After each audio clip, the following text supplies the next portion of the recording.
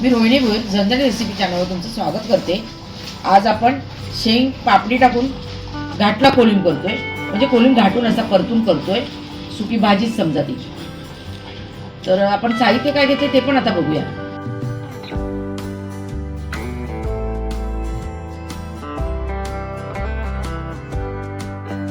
आपण कांदे घेतले 2, शेंगा घेतल्या 2 शेंगा कापून सोडून आपण घेतल्या, आणि आलं आणि मिरची हे आपण बारीक पेस्ट करून टाकणार आहोत जरा, आणि पापडी सोडून आणि साफ करून आतमध्ये किलो बघून कापून घेतले बघा। ही पाव किलो अर्धा किलो पापडी आहे, थोडीशी पापडी मी काढली त्याच्यातली, ही अर्धा किलोच्या थोडी कमी। आणि याच्यामध्ये आपण कोलिम टाकणार, ती रेसिपी करताना तुम्हाला सगळं दाखवतो मी। आपण इथे 3 टेबलस्पून तेल घेतले, तेलात 7-8 पानं कढीपत्त्याची टाकली, 5-6 मिरच्या मीडियम आकाराचे तुकडे करून तेलात घालून घेतले, 10-15 लसणाच्या पाकळ्या ठेचून घातल्या,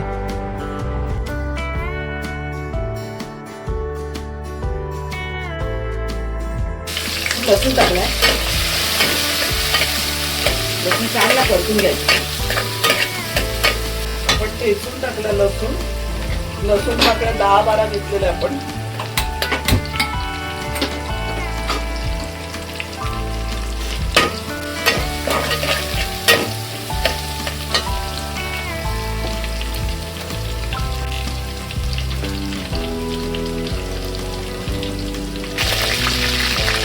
आपण अद्रक टाकतोय, आलं आपण ठेचून घेतलं, 2 इंच आलं घेतलेलं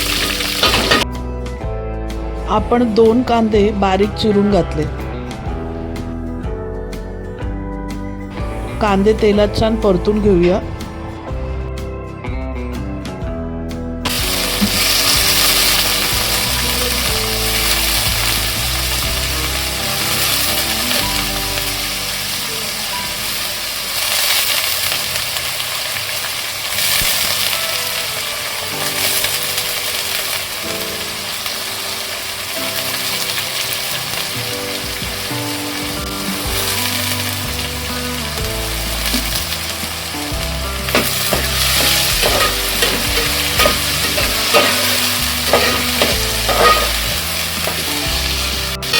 चांगलं परतून घेऊया कांदा म्हणजे सर्व मिरची लसूण।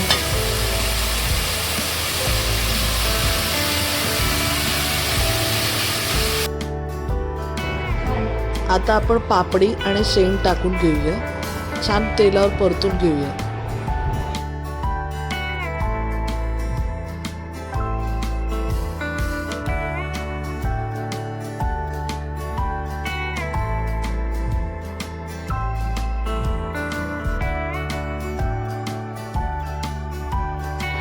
आपण 1.5 टीस्पून आगरी मसाला टाकला, आणि 1.5 टीस्पून आपण लाल मिरची पावडर, काश्मीरी लाल मिरची पावडर टाकली,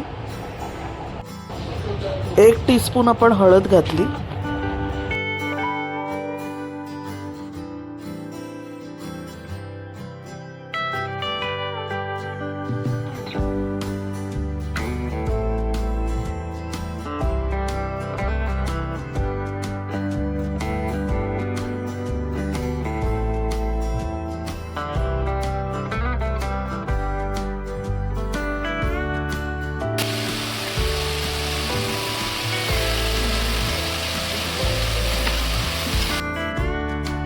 पाव चमचा आपण हिंग टाकून घेतलाय,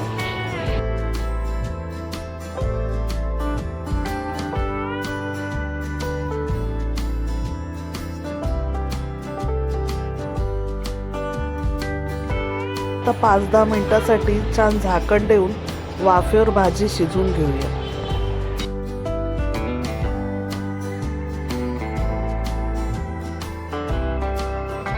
आता 10 मिनिटं झालेली आहेत, आपण झाकण काढून शेंग चेक केली तर शेंग थोडी शिजत आले, अगदीच कच्ची नाहीये। तर आता आपण काय करूया, चिंचेचा कोळ बनवलाय आपण, 2 टेबलस्पून आपण चिंचेचा कोळ टाकूया,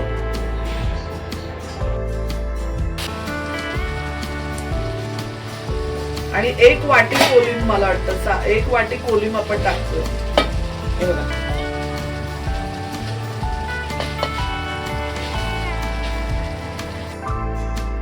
तर कोलिम म्हणजे खाडीच्या कोलंबीची पिल्लं, जी कोलंबी आपण खातो मोठी, तिची बारीक बारीक अंडी असतात किंवा छोटी पिल्लं असतात, ती आपण इथे घेतली. ते 1 वाटी आपण कोलिम टाकतोय ते.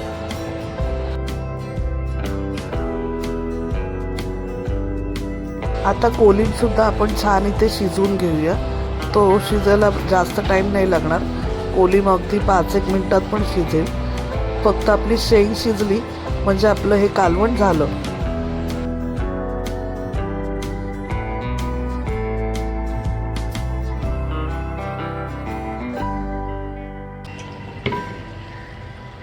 आता आपण 5 मिनिटासाठी परत झाकून ठेवूया.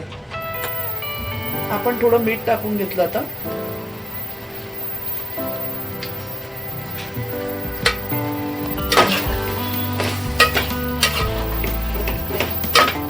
टीस्पून आपण मीठ टाकले. आता आपण फक्त शेंग शिजायची वाट बघायचं. आपलं झालेलं आहे कालवण.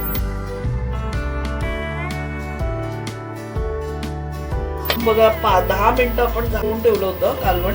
आता आपण शेंग चेक केली. दाखव.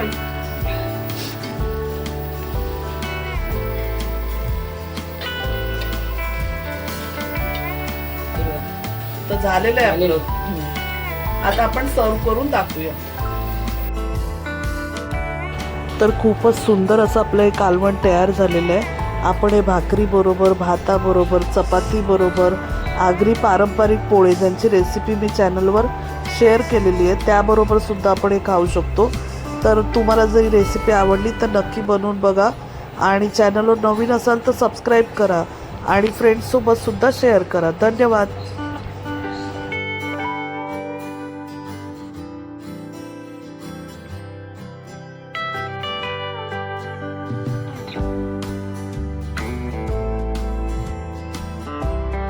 इथे मी हे कालवण भाताबरोबर, पोळ्याबरोबर वाढलं आहे. बघा, भात, पोळा आणि चिचकडी बनवलेली कोलिमची, त्याबरोबर घातलेला कोलिमसुद्धा सर्व केलेलं आहे. तुम्हाला कसं वाटतंय ते नक्की सांगा. रेसिपी आवडली असेल तर चॅनलला सबस्क्राईब करा. धन्यवाद.